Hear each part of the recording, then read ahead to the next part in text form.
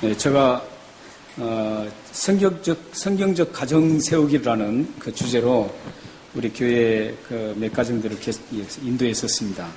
그래서 이 성경적 가정 세우기는 13주 코스하고 또 그 틀 세우기고 13주는 또 그 틀 세우는 안에다가 이제 복을 하나님이 진정한 하나님이 원하시는 복을 하나하나 채워넣는 그 작업입니다. 그래서 이 13주 동안 첫 번째 가정의 성경적 가정 틀 세우기를 할 때는 그 13주 동안은 그 13주 동안 진행되는데 거기서 제일 맨 먼저 첫 번째 다루는 주제가 하나님이 세우신 두 공동체입니다. 그래서 하나님은 이 지상에 거룩한 공동체를 두 개를 세웠는데 이 가정과 교회입니다.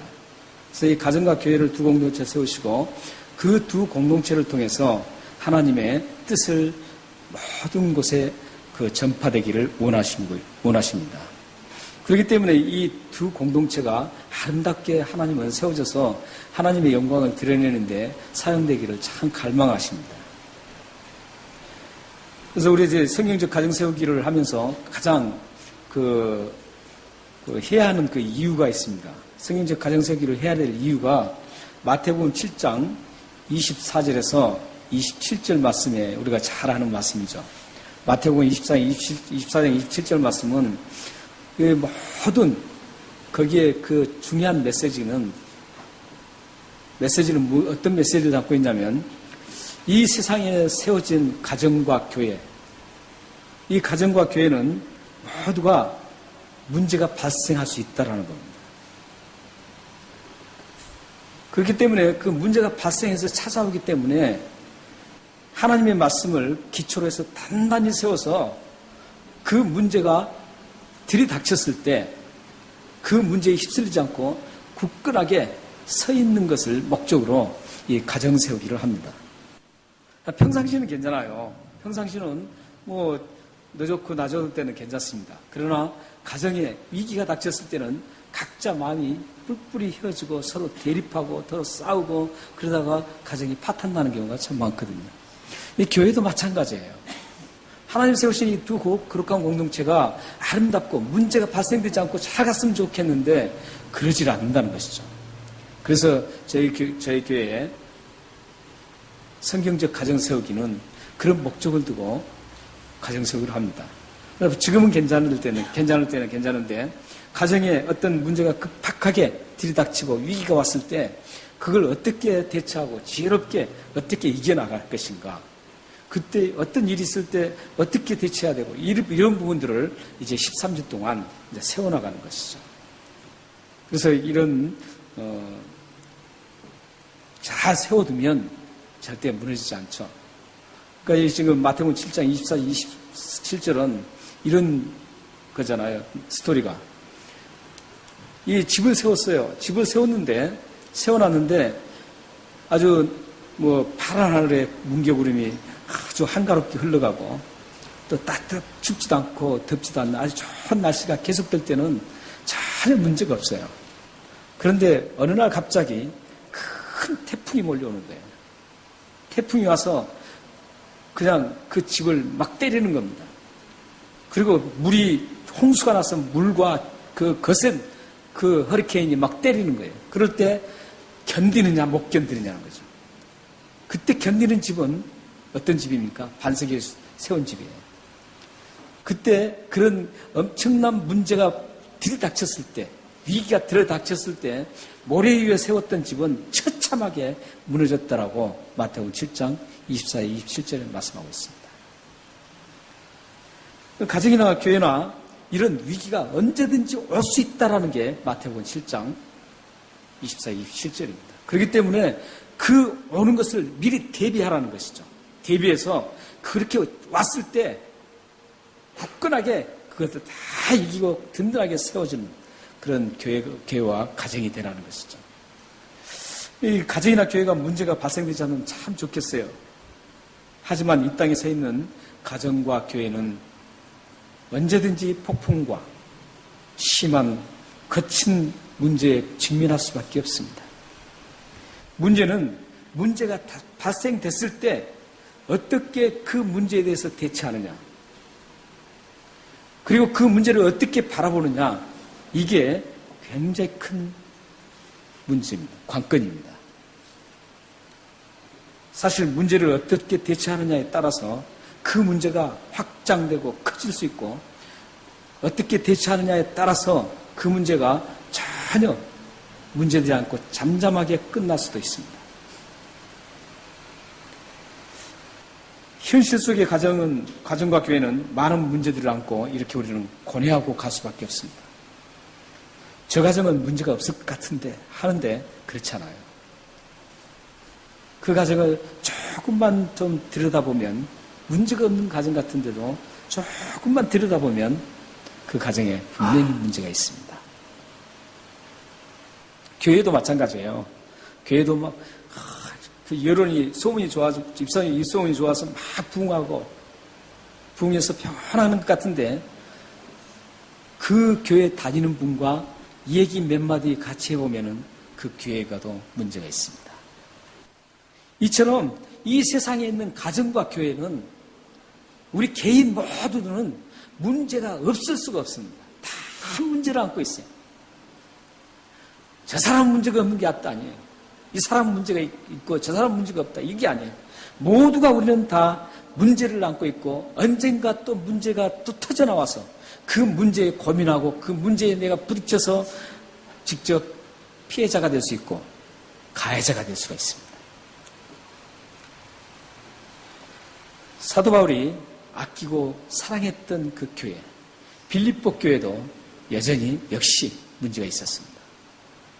빌립보 교회의 문제는 잔잔한 문제, 그리고 다 죄하고 빌립보에서 나오는 그 큰 문제 세 가지만 딱 말씀드리면 세 가지 문제였습니다. 빌립보 교회는 세 가지 문제가 있었는데 그 세 가지 문제가 어떤 문제였었냐면 그건 굉장히 빌립보 교회를 괴롭힌 문제였어요. 그리고 그 빌립보 교회의 그 아킬레스 건이었어요. 그래서 이 문제가 바울에까지도 아주 마음 아프게 했던 문제들이었습니다. 그 세 가지 문제가 어떤 거였냐면 원망하고 비난했던 문제였습니다. 또 하나는 거짓 교사들이 들어와서 자꾸 구원의 그 진리를 왜곡시키고 구원을 은혜로 받는 거 아니라고 자꾸 그렇게 하는 그 문제였습니다. 그 거짓 교사들이 안 들어오면 괜찮을 텐데 거짓 교사들이 계속 침투해 들어오는 거예요. 지금 우리 교회도 마찬가지예요. 교회도 자꾸 잘못된 그 교리를 가진 사람들이 침투해 들어올 수 있거든요. 또 하나 이제 마지막에 세 번째 문제는 어떤 문제였었냐면 오늘 2절에 말씀 나온 것처럼 요디아와 순두계라는 이 두 여인이 다툼이었습니다. 이 두 여인이 아주 피 터지게 다툰 것 같아요. 굉장하게 다툰 것 같아요. 보통 다툰 게 아니에요. 뭐 여자가 한을 품으면 온유에 서리가 내린다고 말했죠. 그런 정도가 아닙니다. 이거 지금 이 두 사람이 이 빌립보 교회가 세워질 때부터 여자분에 의해서 세워졌어요. 여성에 의해서. 여성에 의해서 세워졌고 그러다 보니까 자연스럽게 그 빌립보 교회는 여성의 파워가 대단했던 것 같아요. 그래서 이 두 여인이 양쪽에서 서서 둘이 막 다투는 겁니다. 그러므로 인해서 거기서 원망과 시비가 발생되고 그 틈을 타서 거짓 교사들이 침투해 들어오는 거죠. 그래서 이런 세 가지의 그 문제, 큰 문제를 안고 있었습니다. 역시 빌립보 교회도 사도 바울이 세웠던 그 아름다운 교회, 그리고 늘 마음에 두고 아꼈던 그 교회도 이런 문제를 안고 있는데 하물며 우리 교회들은 문제가 없겠어요? 우리 가정들은 문제가 없겠어요? 우리는 문제가 없겠습니다고요? 우리는 모두 문제 속에 있습니다. 그런데 우리는 여기에서 사도 바울이 그 문제 많은 빌립보 교회를 어떻게 대처하는가, 이걸 우리는 배워야 됩니다. 사도 바울이 지금 빌립보 교회에서 굉장히 마음이 아파하고 있어요. 속 터지게 아픈 거예요. 그러면 그 빌립보 교회를 어떻게 지금 그 수많은 문제를 안고 있는 교회를 어떻게 지금 대처하고 있는가, 이걸 우리는 배워야 된다는 것이죠.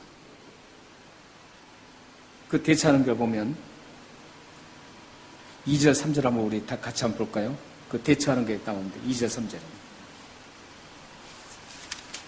2절, 3절 제가 읽겠습니다. 내가 요디아를 권하고 순두개를 권하느니 주 안에서 같은 마음을 품으라.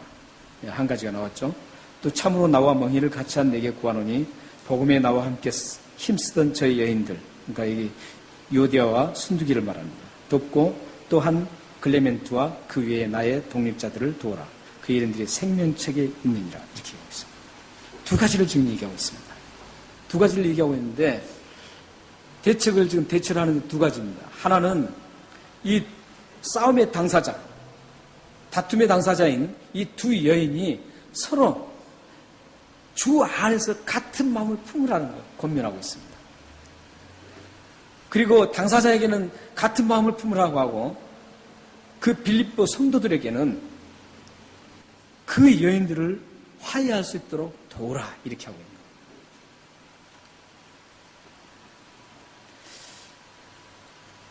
대부분 사람들은 이 문제가 발생됐을 때 어떻게 접근하나요? 대부분 이렇게 접근하죠. 누구가 잘했고, 누구는 잘했고, 누구는 잘못했다. 이렇게 접근하잖아요. 그리고 어떤 사람들은, 아니, 왜 저 사람은 잠잠한 교회를 시끄럽게 하나? 그러면서 그 책망하고 비난을 합니다. 이렇게 접근하는 경우가 참 많죠.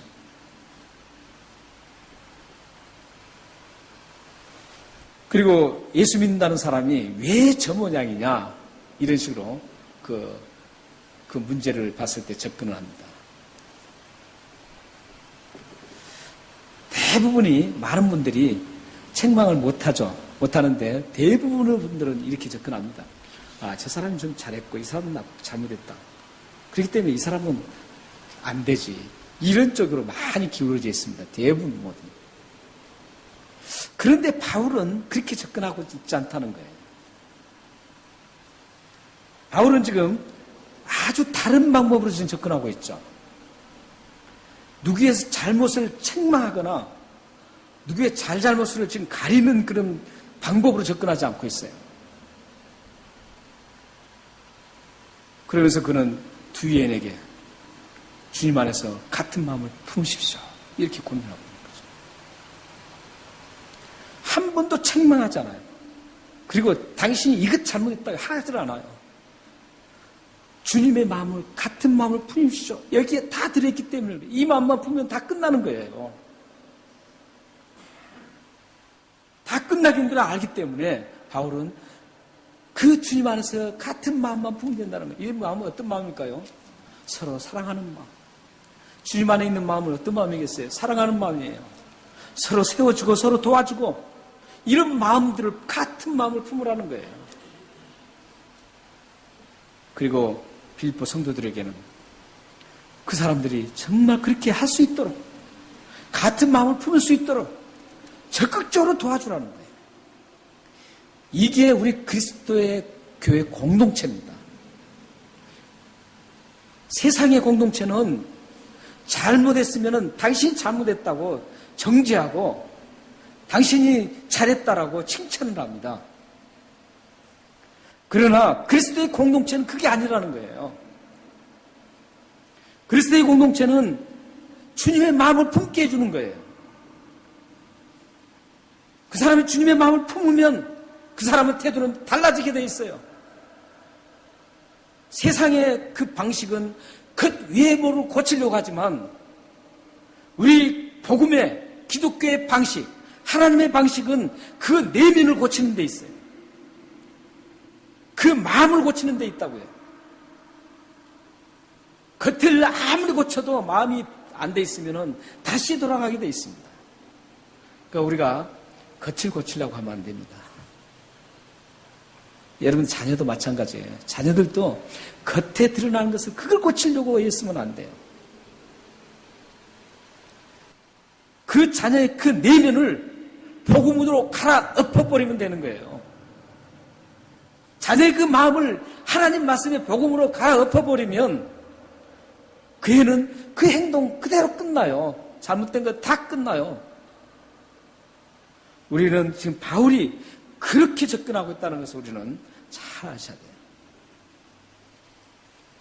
그래서 옆에 주위에서는 그 사람이 주님의 마음을 품을 수 있도록, 주님의 같은 마음을 품을 수 있도록 적극적으로 도와주는 거예요. 이게 우리 교회가 커뮤니티가 아니라는 거예요. 커뮤니티가 아니에요.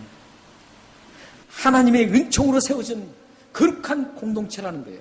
이게 세상의 공동체와 다릅니다.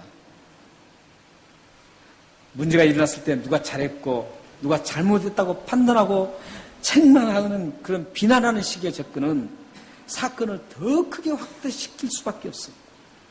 그 순간에는 알았습니다. 하지만 그 내면에는 아주 갈구고 있는 거예요. 여러분 다 경험하잖아요. 아무리 좋은 말 해보세요. 좋은 말 해도 듣고 나면 찜찜한 게 있죠. 그런 걸 아마 경험하실 거예요. 그렇기 때문에 어떤 하나의 잘못된 것을 고치는 방법은 그 사람을 위해서 깊이 기도를 해주는 겁니다. 하나님, 저 사람이 정말 지금 이런 것들이 아주 보기 안 좋습니다. 주님의 안에서 같은 마음, 사랑하는 마음, 또 하나님을 사랑하고 이웃들을 사랑하는 마음, 다른 사람을 배려하는 그런 마음들, 이런 마음들을 가질 수 있도록 기도해주고 그 사람들을 적극적으로 그렇게 할 수 있도록 도와주는 겁니다. 그렇게 될 때 그 사람은 아주 좋은 분으로 세워지게 되죠.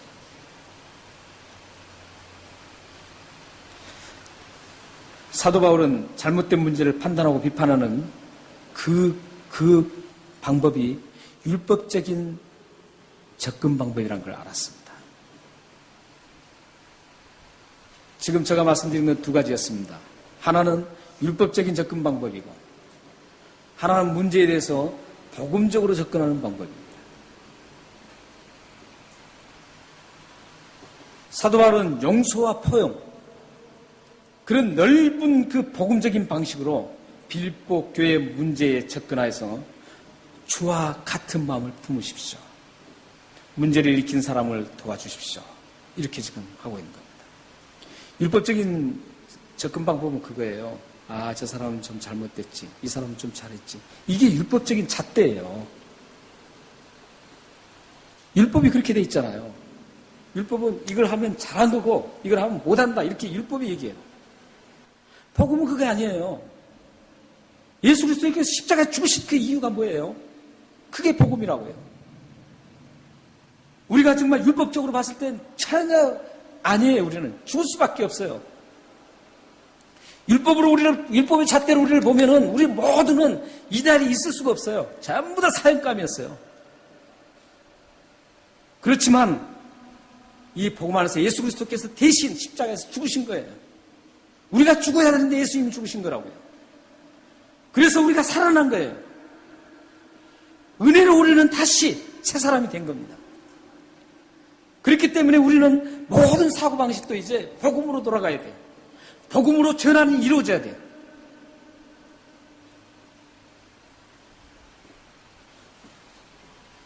그래서 우리는 그런 복음의 전환의 삶, 사고방식을 계속 추구하고 가는 게 우리 그리스도인의 삶입니다. 여러분은 문제가 일어났을 때 어떻게 접근하십니까? 저 사람은 어떻고 이 사람은 어떻고 이런 식의 판단과 비판과 책망을 하면서 율법적인 방식으로 접근하고 있습니까? 아니면 주님 안에서 같은 마음을 품도록 권면하고 적극적으로 도우면서 그 사람의 모든 걸 관용하고 사랑하면서 복음적인 접근 방법으로 접근하십니까? 예수님을 믿고 구원받은 여러분은 판단하고 정죄하고 비판하고 비난하는 그런 비판적인 율법적인 방식을 삶을 추구하는 사람이 아니라 지체의 연약함으로 인해서 발생되어지는 그런 많은 문제들을 돕고 주님의 마음을 품을 수 있도록 많이 위해서 기도하고 애써주는 사람들이 우리들입니다. 우리 모두는 누구나 다 쓰러지고 넘어질 수밖에 없습니다. 그런 연약한 존재입니다. 단 1초라도 주님이 우리를 붙잡아 주시지 않으면 우리는 아주 세상 사람들과 더 험악한 그런 범죄자가 될 수가 있습니다. 돈에 대해서도 우리 약할 수밖에 없고, 세상의 성공에 대해서도 우리는 약할 수밖에 없고, 돈 앞에서는 어떤 것도 쉽게 무너질 수밖에 없는, 성공할 수 있는 길이라면 모든 걸 다 무너뜨릴 수 있는 그런 사람들입니다. 성공한 길이라면 잠시 예수님도 다 뒤로 뒷전에 보내는 그런 아주 나약하고 연약한 존재들이 우리들입니다. 이거는 누구나 다 똑같습니다. 이런 연약한 우리를 예수 그리스도께서 포기하지 않으시고 도우시고 다듬으시고 늘 함께 해주셔서 우리를 이렇게 계속 하나님의 사람으로 남게 하고 있습니다. 우리는 이런 예수 그리스도를 생각하면서 연약한 지체의 그 문제를 보고 그 넘어지려고 하는 그 연약한 지체를 일으켜 세워주고 도와주고 그를 위해서 주님의 마음을 품도록 부단히 애쓰며 기도하는 여러분들 되시기를 바랍니다. 여러분이 복음적인 삶의 방식을 살아가게 되면 어떤 일이 일어난지를 보겠습니다. 이렇게 율법적으로 살아가는 사람과 복음의 삶의 방식으로 문제를 접근하는 사람의 삶에 이루어지는 게 달라요. 어떤 일이 일어난지 한번 보겠습니다. 우리 다 같이 한번 읽겠습니다. 4절 5절입니다. 4절 5절 다 같이 한번 읽겠습니다. 주 안에서 항상 기뻐라. 내가 다시 말하노니 기뻐라. 너희 관용을 모든 사람에게 알게 하라. 주께서 가까우시니라. 율법적인 사고로 삶의 방식으로 문제를 접근하는 사람은 기쁨을 누릴 수가 없습니다. 그리고 관용도 할 수 없습니다. 그런데 복음적인 삶의 방식으로 문제를 접근하는 분들은 기쁨을 누릴 수가 있습니다. 그리고 관용할 수가 있습니다. 우리가 쉽게 한번 생각해 보세요. 저 사람 디스 이런 사람 있어요. 여기 호주 저도 호주에서 이제 공부할 때 보면은 디스 막 이렇게 디스 막 이런 사람이 있거든요. 이런 사람들은 보면요, 아주 호주 사람들은 항상 웃는 얼굴이 많은데 항상 어두워요. 근데 그분을 제가 참 이상하게 만났어요. 우리 그 뉴트럴 미션 바이블 칼리지에서 공부할 때인데 그 친구는 항상 인상 쓰고 있습니다. 그래가지고 누가 좀 잘못하면 디스 막 이렇게 나와요. 그렇게 나오는 그 형제였었는데 그 형제를 그러니까 한 17년 만에 만났죠. 17년 만에 만났어요. 근데 만났는데 얼굴이 많이 달라져 있어요. 근데 목사님이 돼 있었어요. 그것도 어디 목사냐면은 이 교회 크리스천 리폼드 처치 디노미네이션에 속한 목사님이었어요. 제가 이 크리스천 리폼드 디노미네이션 컨퍼런스라든지 시노드라고 총회 시노드라고 있는데 그 시노드에 제가 참석을 해요. 참석을 했는데 딱 보고 놀랐어요. 저 사람이 목사가 된다. 근데 그때 그 시절과 완전히 달라져 있었어요. 웃으면서 이 얘기를. 그러면서 자기도 찔린 게 있었나 봐요. 옛날 학교 다녔을 때 내가 아니라고. 그렇게 얘기했어요. 지금도 이 교단에, 이 교단에 그게 속해 있는데 거기에 지금 속해서 목회를 하고 있습니다. 시드니에서 하고 있습니다. 서덜랜드에서. 근데 그 목사를 보니까 달라졌어요. 근데 그때 당시에는 기쁨이 없었어요. 왜냐하면 율법적인 삶의 방식으로 모든 걸 보기 때문에 기쁨이 없었던 겁니다. 기쁨이 없어요. 사실 우리는 누구나 다 기뻐하기를 원하잖아요. 여기 혹시 나는 항상 슬프게 살고 싶어 이런 분 있어요? 안 계시잖아요. 다 기뻐하기를 원해요. 또 모든 사람을 다 포용하는 그 넓은 가슴을 가지고 싶어요. 누가 잘못한 걸 막 지적하고 마음 다치게 하고 싶겠어요? 그런 사람 그렇게 기뻐하고 싶어요. 관용하며 살고 싶어요. 그런데도 그게 안 돼요. 왜 안 되는 줄 아세요? 율법적인 삶의 방식으로 모든 걸 접근하기 때문에 그렇습니다. 그래서 율법에는 기쁨이 없습니다. 율법에는 항상 근엄하고 두려움만 있습니다. 율법 자체는 하나님의 진로가 언제 내릴지 항상 시리어스하고 텐션 관계에 있는 거예요. 긴장하고 있는 거예요. 그렇지만 복음은 그렇지 않습니다. 예수 그리스도가 십자가에서 모든 걸 다 이루셨기 때문에 복음 안에는 기쁨이 있습니다. 평강이 있습니다. 그래서 예수님께서 부활하시고 첫 마디가 내게 평강이 있을지어다 이렇게 말씀한 거예요. 그리스도의 복음 안에 있으면 평안이 넘쳐요. 기쁨이 넘치는 겁니다. 그러니까 여러분들이 삶의 방식을 이제 전환시켜야 돼요. 내가 여러분 자신을 잘 체킹하셔야 돼요. 저도 그런 게 많아요. 저도 비슷비슷하는 것도 많아요. 그러나 그걸 고치려고 해요. 저도. 우리 모두는 그런 걸 가지고 있어요. 그런데 율법적인 삶의 방식으로 접근하는 횟수하고 기쁨하고는 항상 비례하다는 거예요. 만약 여러분들이 율법적인 방식의 삶을 50%를 줄이면 기쁨이 50% 기뻐지는 겁니다. 율법적인 사고방식을 80%를 줄이면 여러분들의 기쁨도 80% 기뻐지는 겁니다. 복음의 그 넉넉한 복음 안에 가득하게 풀로 채워질수록 여러분들은 그 기쁨을 누리고 다른 사람을 용서할 수가 있는 겁니다. 사실 용서가 쉽지 않는 거예요. 용서가 쉬운 거 아닙니다. 기쁜 것도 쉽지 않아요. 다 기쁨, 막 기쁘려고 해도 안 돼요. 뭐 정신이 조금 나사가 풀리면은 그냥 뭐 비 올 때가 되면 막 기쁘고 막 이렇게 했지만 그렇지 않고는 기뻐하려고 내가 마음먹어도 기쁨이 되는 거 아니에요. 안 되잖아요. 여러분 다 경험하시잖아요. 그 열쇠를 제가 지금 말씀드린 거예요. 잠시 기뻤다가도 금방 기쁨이 사라져요. 왜 그런 줄 아세요? 나의 삶을 돌아보셔야 됩니다. 내 삶이 지금 율법적으로 많이 기울어졌으면 그런 일이 일어나요. 여러분들이 이 복음의 삶으로 전환시켜야 돼요.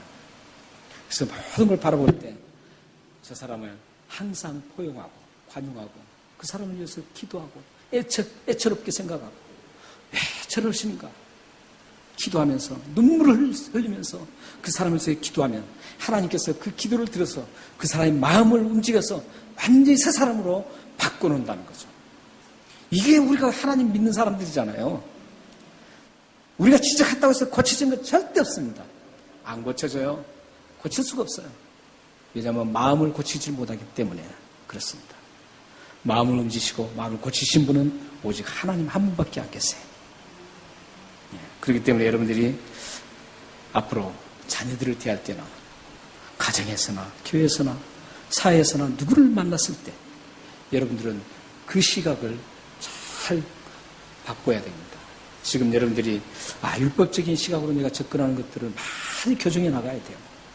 이게 그리스도인의 삶이에요. 이걸 교정해 나가는 것이 그리스도인의 삶이라고요. 그렇게 되면 여러분들이 고친 만큼 기쁩니다. 기뻐하지 말라 그래도 기뻐요. 별 어떤 얘기를 해도 기쁠 수가 있어요.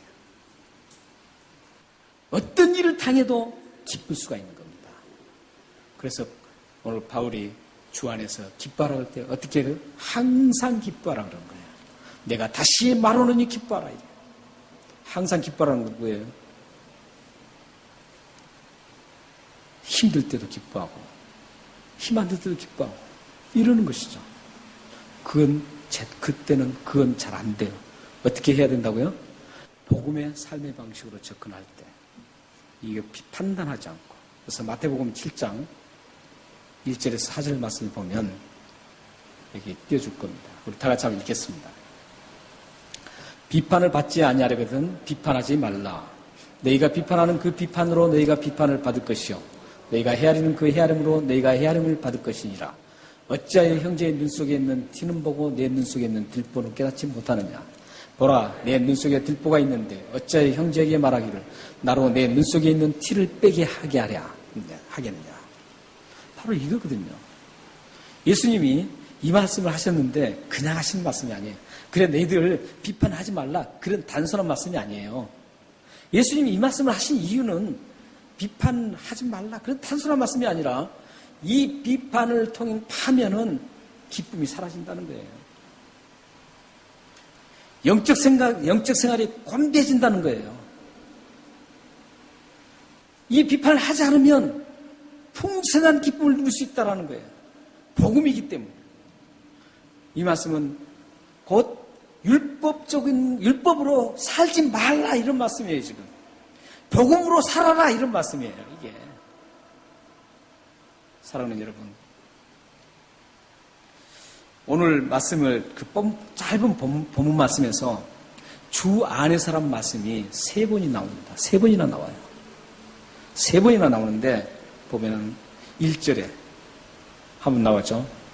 주 안에서 서라. 이러죠. 그리고 2절에 주 안에서 같은 마음을 품으라. 이렇게 하죠. 그 4절에 주 안에서 항상 기뻐하라. 이렇게 합니다. 이 3번 주 안에서라는 말이에요. 이 주 안에서라는 말은 어떤 의미냐면 우리가 예수 그리스도의 은혜를 받고 모든 죄를 용서받고 우리 연약함까지 모든 것들을 다 용서해 주시는 그 하나님 주님 안에라는 뜻이에요. 이것은 곧 복음 안에서라는 뜻과 똑같습니다. 그러니까 주 안에서 이렇게 하라 이런 뜻은 복음 안에서 율법적으로 가지 말고 복음 안에서 이렇게 행하라 이런 뜻이나 똑같습니다. 사랑하는 여러분, 여러분이 기쁨을 누리고 관용하는 마음을 가지려면 복음적인 삶의 방식으로 전환해야 합니다. 나는 기쁘지 않습니까? 이렇게 한탄할 것이 아니라 여러분들의 정확한 키를 여러분들에게 말씀드렸습니다.